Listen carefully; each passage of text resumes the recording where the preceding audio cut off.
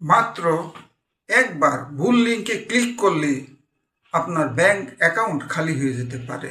জানতে হলে ভিডিওটি শেষ পর্যন্ত দেখুন। আসসালামু আলাইকুম।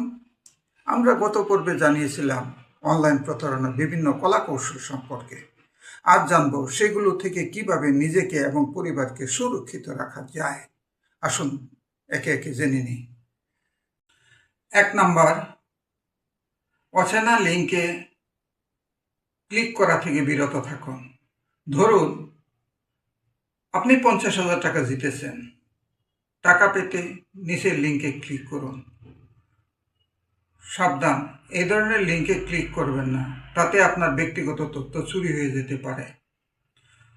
অপরিচিত ব্যক্তি বা সন্দেহভাজন ওয়েবসাইটের লিঙ্কে ক্লিক করা থেকে বিরত থাকুন।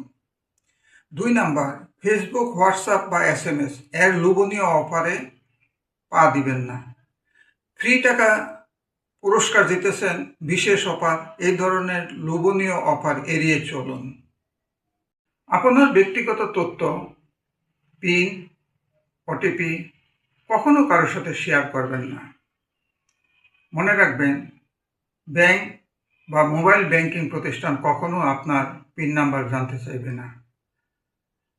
ব্যাংক বা মোবাইল ব্যাংকিং প্রতিষ্ঠানের নামে কোনো ফোন আসলে আপনি ওটিপি বা পিন নাম্বার সরবরাহ করবেন না। 4 নম্বর, মোবাইল বা অনলাইন অ্যাকাউন্টগুলোতে শক্তিশালী পাসওয়ার্ড ব্যবহার করুন। সহজ পাসওয়ার্ডের পরিবর্তে বড় ছোট অক্ষর, সংখ্যা এবং বিশেষ চিহ্ন মিলিয়ে শক্তিশালী পাসওয়ার্ড তৈরি করুন।